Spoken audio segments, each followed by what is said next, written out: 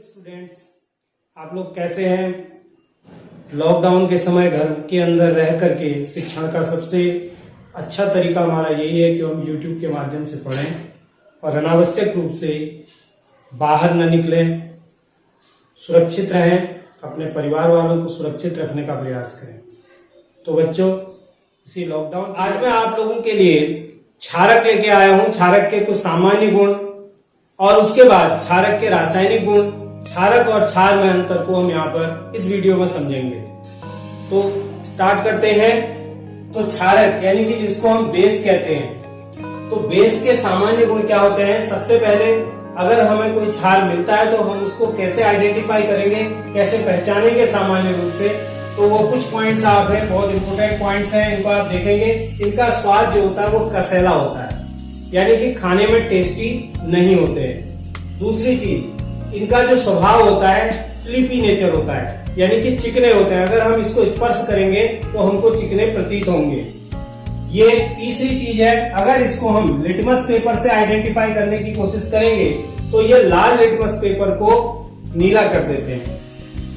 जबकि हमने एसिड में पढ़ा था, एसिड इसका जस्ट अपोजिट होता है, नीले लिटमस पेपर को लाल में कन्वर्ट कर देता है। इसका पीएच मान, अब अगर हम इसकी पीएच स्केल से इसको काउंट करेंगे तो इसका पीएच मान 7 से अधिक आता है, यानी कि 7 से अधिक पीएच मान जिसका आता है वो जनरली बेस होते हैं। तीसरा, अब हमारे पास सामान्य रूप से अगर हम हल्दी से इसको टेस्ट करना चाहें तो ये जहां पर अगर हल्दी में इसको डाला जाएगा तो ये भूरा लाल रंग हल्दी का देगा। नेक्स्ट है ये फिनोल्फ्थेलिन जो केमिकल होता है, ये भी एक प्रकार का सूचक है, रासायनिक सूचक है।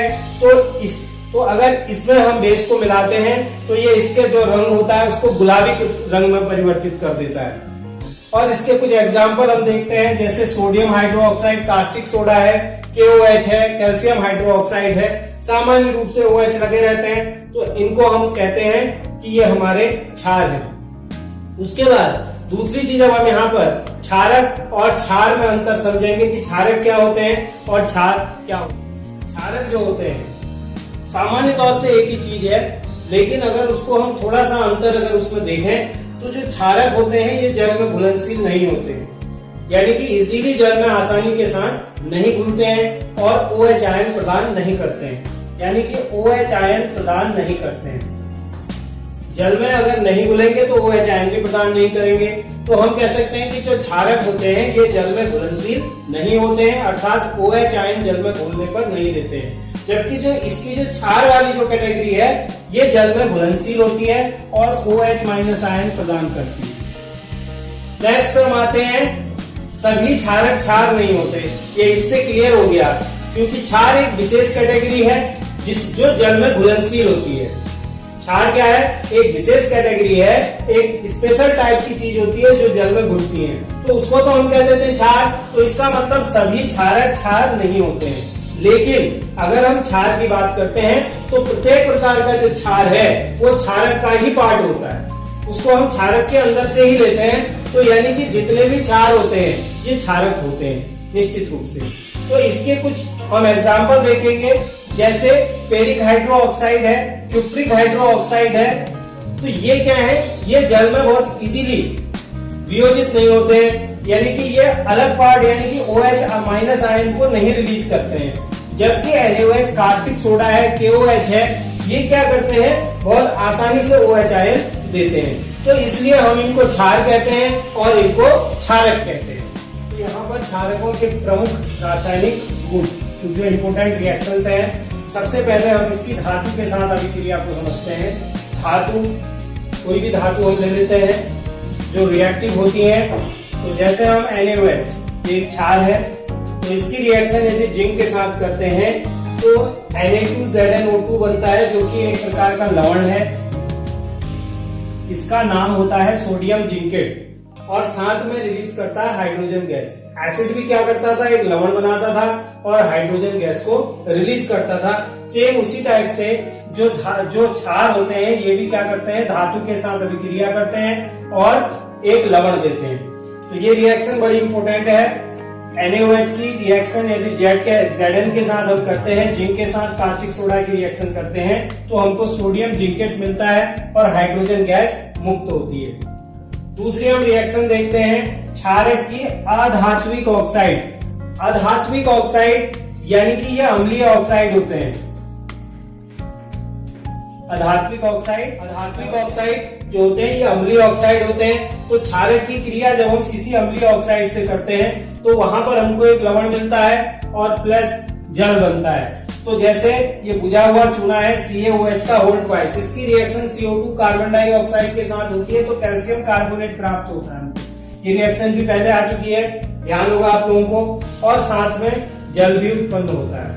तो यानी कि अगर अम्लीय ऑक्साइड के साथ अगर ये रिएक्शन करता है कोई भी क्षार तो वो एक लवण बनाता है और साथ में जल बनाने पर, तो जिस तरह से जो एसिड हमने देखा था, एसिड को अगर जल में घोलते हैं तो वो H+ आयन प्रोड्यूस करता है।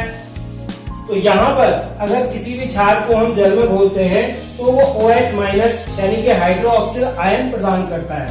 तो OH- आयन प्रदान करता है। ये OH- आयन की प्रबलता संख्या, इनकी सांद्रता ही इसकी प्रबलता या इसकी दुर्बलता को प्रकट करती है। जिसमें ज्यादा OH आयन रिलीज होते हैं तो वो क्या होता है, प्रबल क्षार होता है, और जिसमें OH आयन की मात्रा अधिक, सांद्रता अधिक नहीं होती है तो वह दुर्बल क्षार होता है। तो यानी कि NaOH की जल के साथ अभिक्रिया करेंगे या जलीय विलयन बनाने पर कोई भी क्षार हम ले सकते हैं, जैसे KOH ले सकते हैं, तो सेम इसी तरह से रिएक्शन देगा तो K+ आ जाएगा और OH- आ जाएगा। इसी तरह से हम ले सकते हैं कुछ और एग्जाम्पल भी आप इसके ले सकते हैं। MgOH का होल ट्वाइस, मैग्नीशियम हाइड्रोक्साइड, यानी कि इसको मिल्क ऑफ मैग्नीशिया कहा जाता है जो एक क्षारक है। तो इसको भी अगर हम जल के साथ इसको घोला जाता है जल में तो ये Mg2+ और OH- आयन प्रदान करेगा।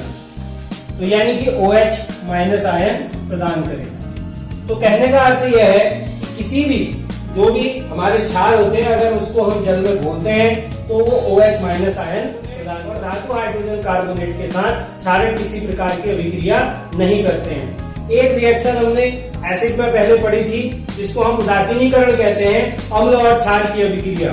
वो यहाँ पर इसकी प्रॉपर्टीज में भी हम उसको दिखा सकते हैं कि अम्ल और क्षार की अभिक्रिया से क्या बनता है, लवण बनता है। तो उसमें क्या लवण बनता है, तो वो एक प्रकार की उदासीनीकरण अभिक्रिया है, क्योंकि प्लस और नेगेटिव जो चार्ज थे वो वहां पर बैलेंस हो जाते हैं, यानी कि कट जाते हैं। तो इस तरह से ये इसकी कुछ प्रमुख अभिक्रियाएं जो हमारे कोर्स में है क्षारक के रासायनिक गुणों में, वो आपके सामने है। अब इसके बाद क्षारक के कुछ अन्य गुण और कुछ प्रमुख क्षारकों की स्टडी हम यहाँ पर अगले वीडियो में करेंगे। तब तक के लिए धन्यवाद।